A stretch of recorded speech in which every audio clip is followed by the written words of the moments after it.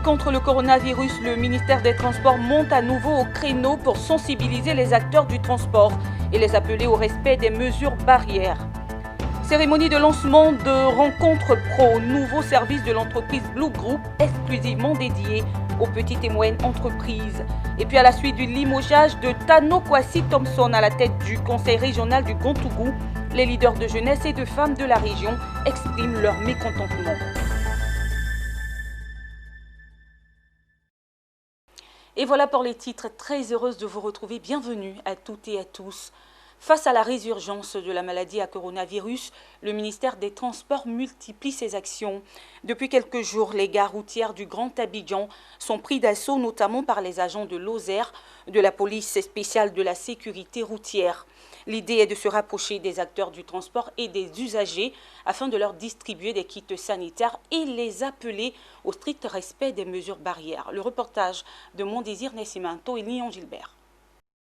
Après plusieurs communes, notamment Cocody, Agnama et Abobo, c'est au tour des gares routières de Yopougon et Songon à l'entrée du Grand Abidjan de recevoir les équipes du service de communication du ministère des Transports, des agents de l'OSER, des agents de la police spéciale de sécurité routière. Ils ont investi ces gares routières pour sensibiliser les acteurs des transports et les usagers de route au port obligatoire des cache-nez, mais aussi au lavage des mains. L'idée est de limiter la propagation de la maladie à coronavirus qui enregistre ces derniers temps des scores inquiétants du fait du relâchement des populations. Il s'agit ici d'interpeller les transporteurs parce que nous avons tous vu que lors de la première phase de cette montée de la maladie à coronavirus, nous avons constaté qu'un certain nombre de mesures avaient permis de freiner l'avancée de cette maladie. Et parmi ces mesures, il y avait bien sûr la limitation du nombre de passagers dans les véhicules. Alors cette fois-ci, il s'agit pour le ministre des Transports de prendre le taureau par les cornes, commencer la sensibilisation à travers le respect, en demandant, en exigeant le respect des mesures barrières liées au port de masque, liées au lavage des mains, de sorte à ce qu'on n'en arrive pas à des mesures beaucoup plus corsées. Pour appuyer ces actions de sensibilisation de proximité, Touré Abdul Kader, directeur de la police spéciale de sécurité routière, procède à la distribution systématique de kits sanitaires aux responsables de gare, mais surtout aux chauffeurs, aux apprentis et aux passagers dans les voitures. Une action qui appelle à l'engagement de l'ensemble des usagers des routes. On veut déjà que le transport ne soit pas ce grand vecteur de transmission. Nous voulons mettre fin, nous voulons arrêter au niveau du transport ce grand mouvement de personnes où le virus peut se déplacer aussi facilement. Donc on ramène les acteurs du transport à s'impliquer, à s'engager et à amener le citoyen lorsqu'il est dans les véhicules de porter son masque. Il faut souligner qu'au cours de cette opération d'envergure qui vise à casser les chaînes de transmission de la Covid-19, la police spéciale de sécurité routière va distribuer des milliers de cache-nez jetables et réutilisables directement aux chauffeurs, aux apprentis et aux passagers.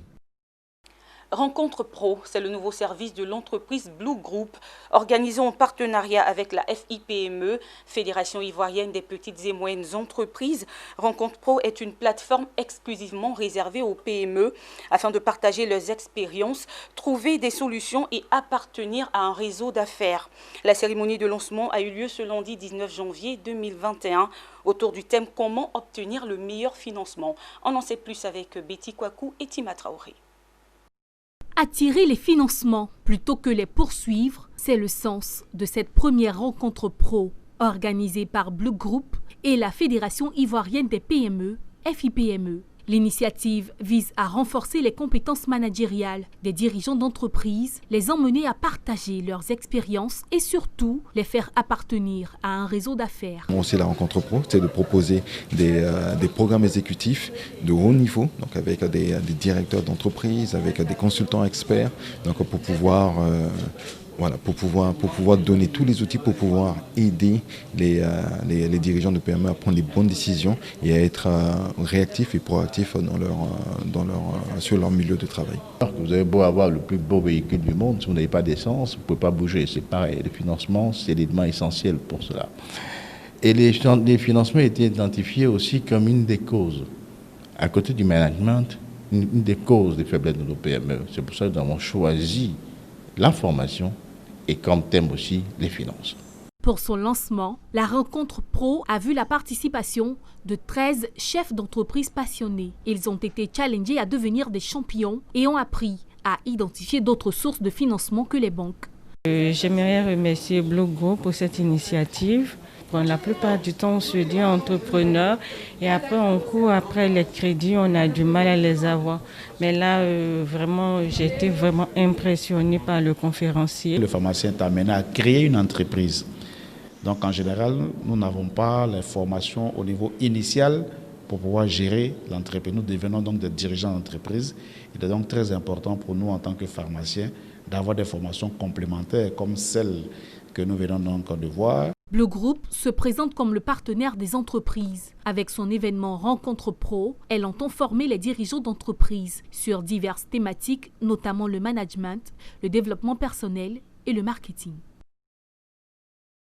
Allons à présent à Bandoukou, dans le nord-est de la Côte d'Ivoire, où s'est tenue la première session de l'année 2021 du Conseil régional du Gontougo, qui a été marquée par l'adoption du budget primitif de l'année et le renouvellement du bureau, avec la nomination de Hossein Dongossi Ouattara, directeur général du CROU Abidjan 2, comme nouveau vice-président du Conseil régional en remplacement de Tano Kwasi Thompson. On en sait plus avec notre correspondant dans le Gontougo, Anissi Kouadio.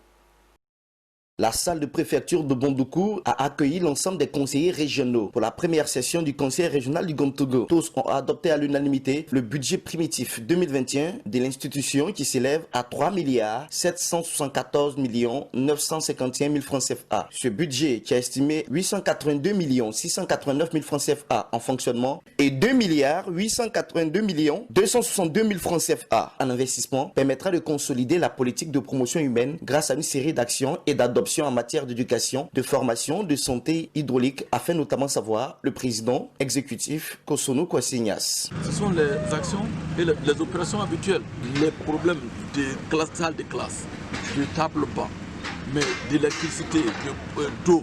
Cette première session du Conseil régional du Gontougo de l'année s'est tenue en présence du ministre Obena Kwasi Adjoumani, président élu du Conseil, qui a annoncé de bonnes nouvelles pour ce qui est de la route reliant à Niblégro à Bandoukou qui est devenue impraticable. Les équipes de Colas seront là cette semaine pour procéder donc à la réhabilitation des voies et à la réalisation de certaines voies non bitumées.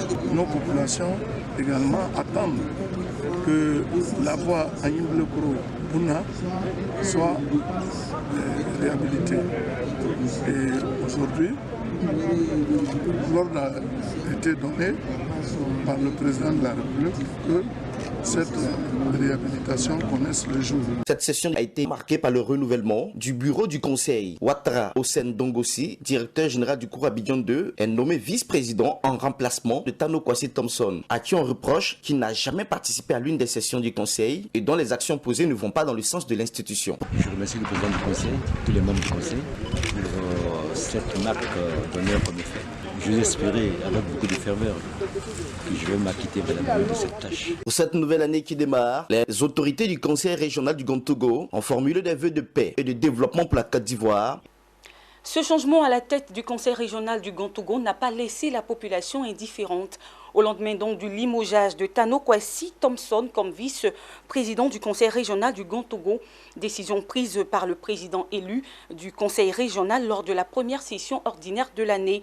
Des leaders de jeunesse et de femmes de la région, dans le nord-est de la Côte d'Ivoire, ont fait des déclarations auprès des autorités religieuses et traditionnelles, ainsi que des marches pacifiques pour exprimer leur désaccord et leur mécontentement avec la décision du Conseil régional du Gontougo. On reste toujours avec Anissi Kouadio. Samedi 16 janvier 2021, première session ordinaire du Conseil régional du Gontougo. En présence des conseillers régionaux, le président Kosono Kwasi Ignace annonce le limogeage de Tano Kwasi Thompson, deuxième vice-président du Conseil régional. Cette décision est appuyée et soutenue par le président élu, le ministre Obena Kwasi Adjoumani. Le lendemain de cette annonce, les présidents des jeunes, des villages et des quartiers de Bandoukou, avec à leur tête le président de l'Union de la jeunesse communale, ont exprimé leur mécontentement et leur désaccord vis-à-vis des autorités du Conseil conseil régional à travers une marche pacifique en apportant leur soutien à M. Tano Kwasi Thompson à travers une motion. M. Tano Kwasi Thompson a été injustement limogé lors de la première section sans motif valable.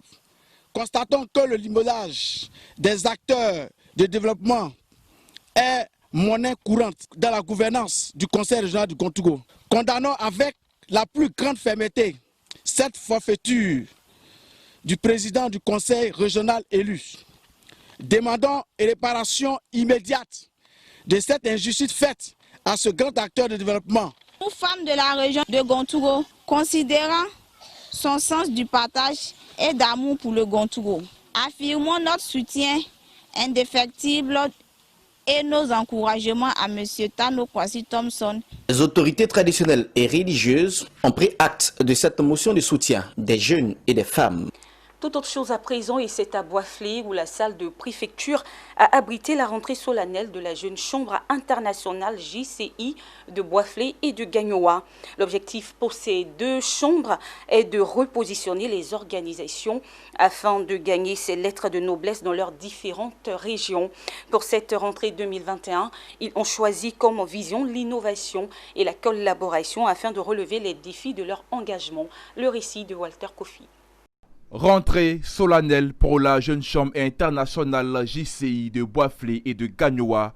Une cérémonie a été organisée à l'occasion, marquant ainsi le démarrage des activités 2021 de l'équipe entrante. Elle a débuté par l'investiture du président de la JCI Gagnoa avant que le président de la JCI Boisflé, Doyeré Jean-Charles, présente les projets à exécuter pour cette mandature 2021. À la Jeune Chambre internationale, nous nous formons pour être des leaders de demain. À la Jeune Chambre internationale, nous apportons le changement positif dans tout ce que nous faisons. Nous voulons appeler tous les jeunes de 18 à 40 ans qui sont dans la ville de Boisflé, des jeunes actifs, pour venir intégrer cette organisation, pour parfaire leur formation et qu'au-delà de cette formation-là, ils puissent être capables de pouvoir être des acteurs du changement positif. Cette cérémonie a été marquée par la signature de partenariats avec les entreprises et organisations susceptibles de leur apporter du soutien lorsque le besoin se fera sentir pour le développement de la ville de Boisflé. Vous savez très bien que la Jeune Chambre internationale est une organisation qui participe activement au développement d'un pays. Et moi, je m'inscris dans ce cadre-là.